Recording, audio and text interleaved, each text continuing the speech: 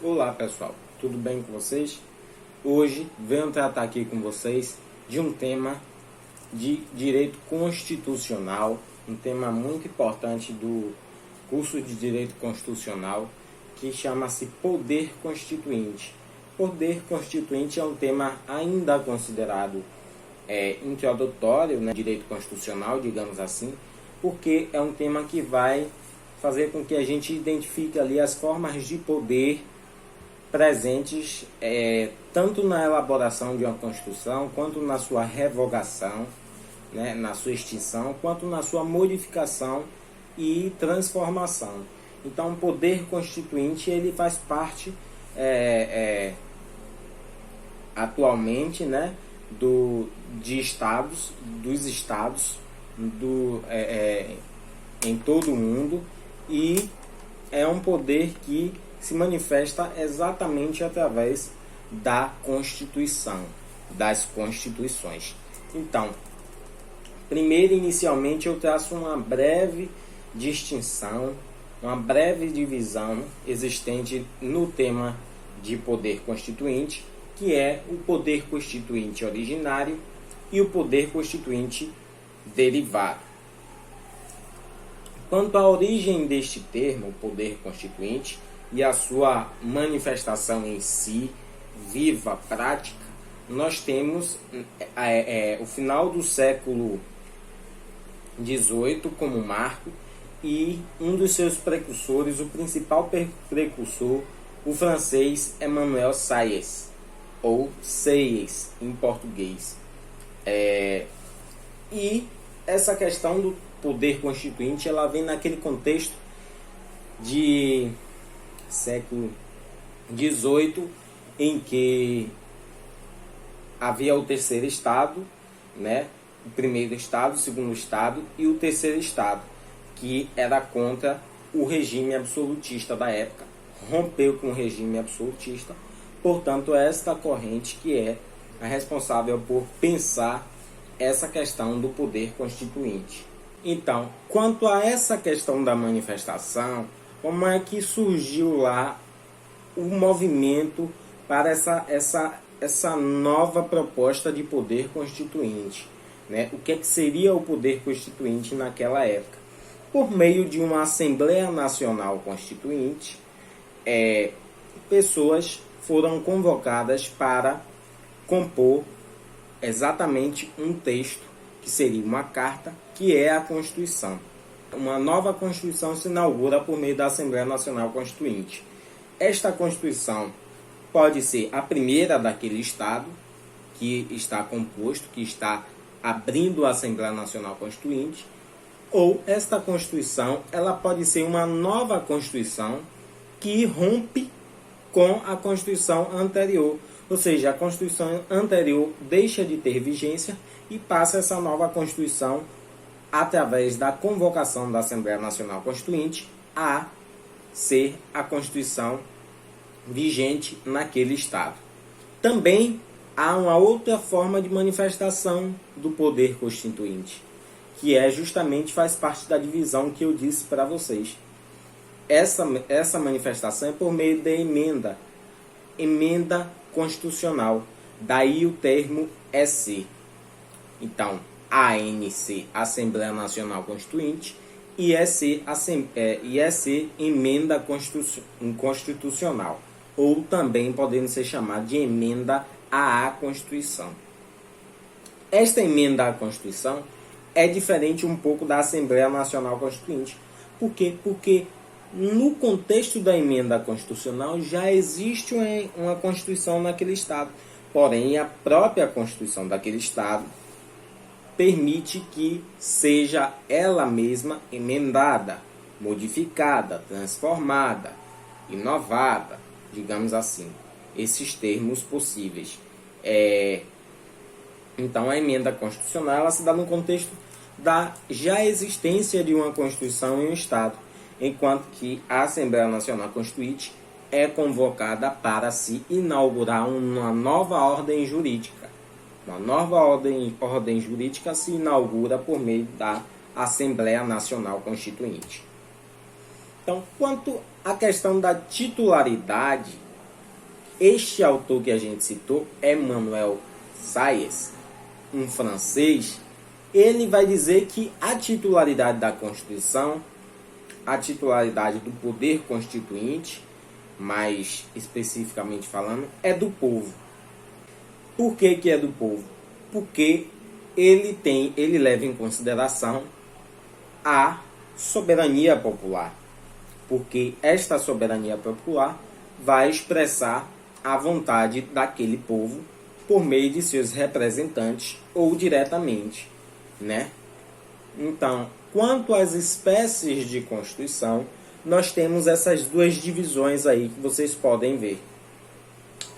Originário, derivado. Poder constituinte originário é uma coisa, poder constituinte derivado é outra coisa diferente.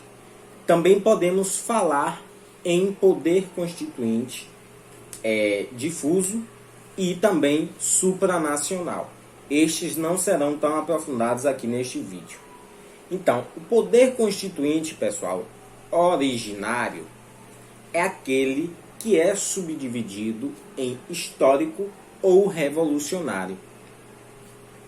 O poder constituinte derivado, por sua vez, é aquele que é subdividido em reformador, decorrente ou mesmo revisor.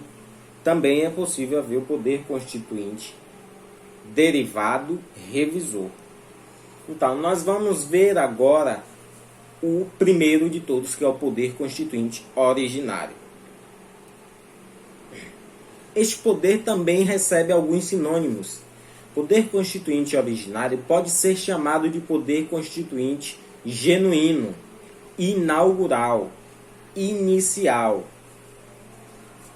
pois este poder, como já dissemos, ele rompe com uma ordem jurídica vigente e inaugura uma nova ordem jurídica. Portanto, é daí que parte essa questão de ser um poder constituinte originário, porque é um poder que está criando, digamos assim, novos padrões para aquele Estado, novas regras para aquele Estado, né? Por meio de uma carta, por meio da Constituição, que romperá com o regime, né, jurídico anterior, que era vigente. Ou, se não havendo, no caso de Estado, não havendo ainda poder, não havendo ainda Constituição vigente, essa nova ordem jurídica, na verdade, será a primeira ordem jurídica, né?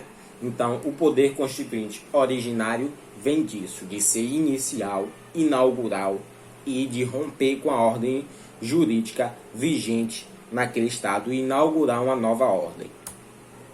O poder constituinte originário também pode ser considerado histórico. Podemos falar do poder constituinte originário histórico. E é daí que parte essa distinção que eu acabei de explicar para vocês entre um Estado que nunca teve uma Constituição e o Estado que já teve carta política, Constituição, e que vai romper com essa Constituição para criar uma outra por meio de quê? Da Assembleia Nacional Constituinte. Então, o histórico é justamente esse que edita uma primeira Constituição para um Estado. Em distinção ao histórico, nós temos o revolucionário. Qual seria o revolucionário? É aquele que vai modificar a ordem vigente, é aquele que modifica aquela ordem, aquela Constituição que está regrando o Estado naquele momento, que está vigendo no Estado naquele momento, rompe com essa para a inauguração de uma outra nova ordem jurídica distinta, né? Por meio óbvio, qual o objeto do poder constituinte será a Constituição, e cuja titularidade é do povo, né? Quem tem o poder é o povo, segundo o autor. Agora, nós vamos analisar o poder constituinte derivado. Poder constituinte derivado, ele é considerado secundário, de segundo grau, instituído, constituído, ou seja, ele se difere do poder constituinte originário, justamente porque ele não vai criar Constituição. O poder constituinte derivado é aquele que deriva do poder originário e o seu exercício é limitado por este poder originário, né? Ou seja, o exercício do poder derivado é controlado, é limitado, né? Tem ali as zonas limítrofes entre o que é estabelecido no poder constituinte originário, né? Então, a Constituição já existe naquele país e esta própria Constituição dará algumas atribuições ou permissões para modificar o seu texto, para transformar o seu texto, para evoluir o seu texto a cada tempo histórico, né? Por isso é que o poder derivado ele tem esse sinônimo de ser subordinado, de ser derivado, de ser limitado, de ser constituído, instituído, porque é um poder que ele não é autônomo, ele não inaugura nada, ele não inicia nada, ele apenas pegará o que a Constituição lhe permite e exercerá o seu poder com base nos limites e nas garantias dispostas naquela Constituição daquele Estado, certo?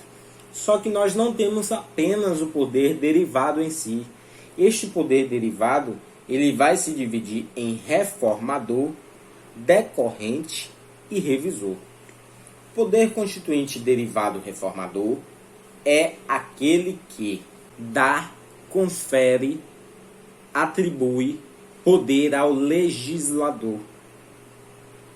Ao legislador é o poder constituinte derivado reformador. Que poder é esse que o legislador recebe? É o poder de modificar o texto da Constituição. Por isso, derivado reformador é a permissão que a própria Constituição dá de que se faça a reforma no texto dela, de que se inove, de que se transforme o texto dela, mas sem perder, obviamente, a sua essência, o seu corpo, a sua estrutura, né? Mas sempre com esse objetivo de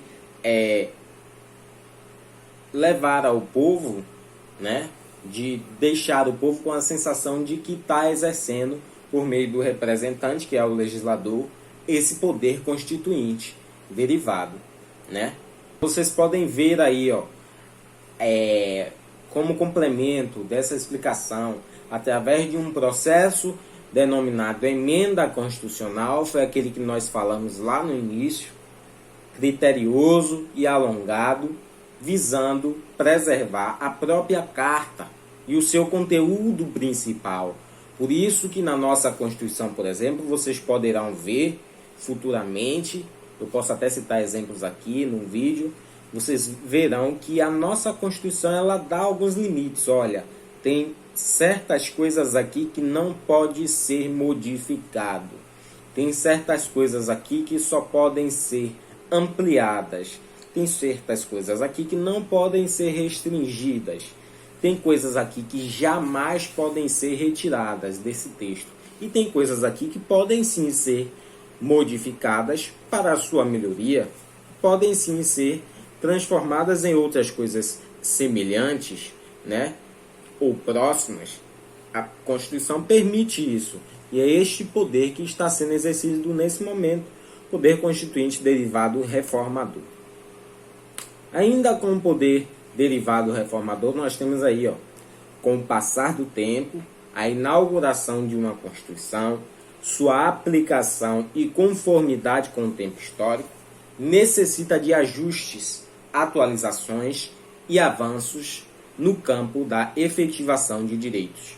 Por essa razão, o poder constituinte originário conferiu poder para o poder derivado reformador realizar as devidas mudanças visando o progresso da Carta e também do Estado. Nós temos agora o poder constituinte derivado decorrente. Por que decorrente? Porque vocês, como estão lendo aí, como já podem ler, diz o seguinte: de maneira indistinta do reformador, esta também jurídica, ou seja, é um poder, o decorrente é o poder que também é um poder jurídico, né? Prevê a possibilidade de haver constituições das unidades da federação. Ou seja, a própria Constituição também permitiu, para além de haver reformas em seu texto, permitiu que os estados, os municípios, tivessem suas próprias cartas reguladoras. E tudo isso, obviamente, obedece a uma hierarquia, né? Que é a hierarquia da Constituição. A Constituição é a norma maior. A Constituição é a carta mais importante e é a que deve servir como um parâmetro para todas as outras leis inferiores. Então, a Constituição também irá permitir este poder derivado decorrente, que é o poder que diz que os estados, que são unidades da federação, criem e elaborem as suas próprias constituições. São as constituições estaduais. Também a Constituição previu que os municípios poderão ter, digamos que entre aspas, as suas constituições, não com esse nome, mas com o nome de leis orgânicas. Os estados, no caso, os estados, municípios e o Distrito Federal. Os estados através das constituições estaduais e os municípios e Distrito Federal por meio de leis orgânicas. Então, o poder derivado revisor, poder constituinte derivado revisor, é o último poder que nós estudaremos aqui, né? Este poder derivado revisor, ele é simples, ele é curto, nos dois sentidos. Vejam, a Constituição também, ela previu, ela deixou registrado que, através do poder constituinte originário, a nossa Constituição de 1988, que da data de sua promulgação, 5 de outubro de 1988, após 5 anos de sua vigência, haveria revisão no texto da Constituição. Passado esses 5 anos, passada esta revisão no texto constitucional, este tipo de poder exauriu-se. Então, também com previsão dada pelo Constituinte originário, com o fim de submeter a Constituição à revisão do Parlamento, ou como conhecido do Congresso Nacional, uma única vez que houve, na verdade, esta revisão pelo Congresso Nacional. Uma única vez é a previsão da Constituição lá. Revisão única, tanto acabou, exauriu-se este tipo de poder revisor. Apenas uma revisão, como tem aí no texto, vocês veem, apenas uma revisão e sua eficácia é exaurida em sequência. Isto é, a regra é de revisão única. Inaugurou-se a Constituição, revisa-se esse texto constitucional em 5 anos e, após isto, encerra-se revisão. Apenas poderá acontecer o quê? Poder derivado reformador, que é o poder de reformar a Constituição, sempre nos limites do seu próprio texto constitucional. Então, o vídeo de hoje foi para tratar disso, um vídeo um pouco alongado, espero que não fique tão cansativo para vocês, mas foi para tratar de um tema importantíssimo, que é poder constituinte originário, lembrando que nós temos ainda outras espécies, como o difuso e o supranacional, mas que não foi objeto de nossa análise hoje aqui. Mas eu queria agradecer a vocês pela participação, por terem assistido o vídeo. Se inscreve no canal se você não é inscrito, faz isso agora, por favor.